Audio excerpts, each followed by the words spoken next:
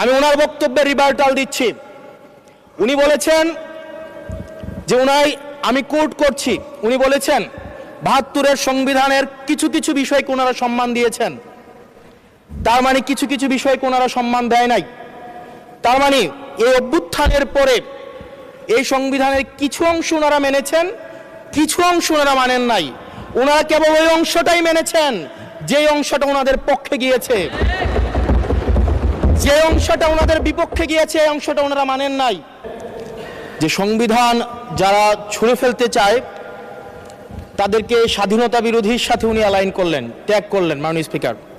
এবং তখন ট্রেজারি বেঞ্চের সম্মানিত মাননীয় মন্ত্রী যারা ছিলেন তারা সেটাকে টেবিল চাপড়িয়ে সেটাকে সমর্থন দিলেন।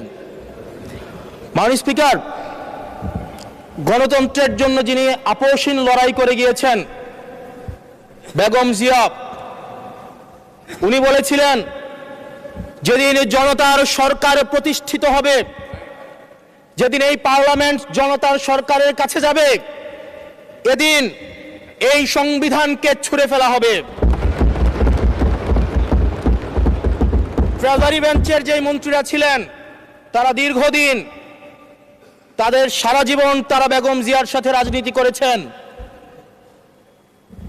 এই সংবিধান ছুঁড়ে ফেলার সাথে স্বাধীনতা যুদ্ধাপরাধীর অ্যালাইন করার যেটার হাততালি তারা দিয়েছেন, সেটির মধ্য দিয়ে বেগম জিয়াকে তারা মূলত অপমান করেছেন কিনা তারা সেটা ভেবে দেখবেন। মাননীয় স্পিকার, আমি বক্তব্য দেওয়ার জন্য অনেক কিছু রেডি করে নিয়ে এসেছিলাম। আমরা আইনমন্ত্রী বলেছেন রুশু পড়ার জন্য, তারপরে হবস পড়ার জন্য, মদিনা সনদ পড়ার জন্য পড়েছিলাম।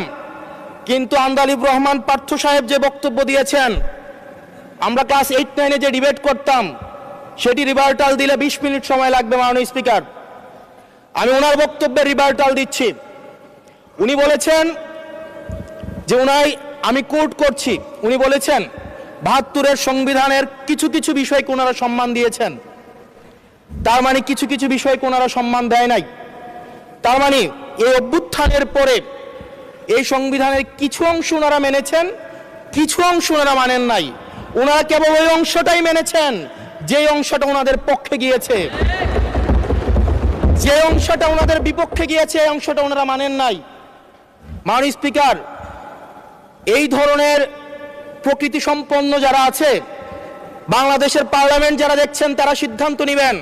যারা কখনো কখনো কনফর্মিস্ট, যারা কখনো কখনো রিফর্মিস্ট, তারা মূলত অপরচুনিস্ট। এখন আমি সংবিধানের কিছু কিছু ধারা মানব, কিছু কিছু ধারা মানব না। আমি কখনো কখনো সাংবিধানিক, কখনো কখনো আমি অসাংবিধানিক।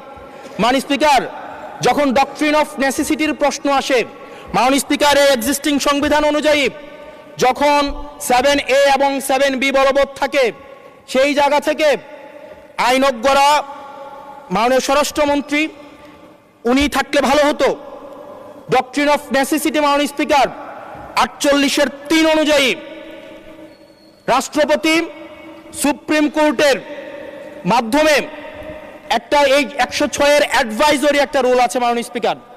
এই অ্যাডভাইজরি রুলের মাধ্যমে সংবিধানের ফান্ডামেন্টাল কোনো বিষয় কম্প্রোমাইজ করা যায় না।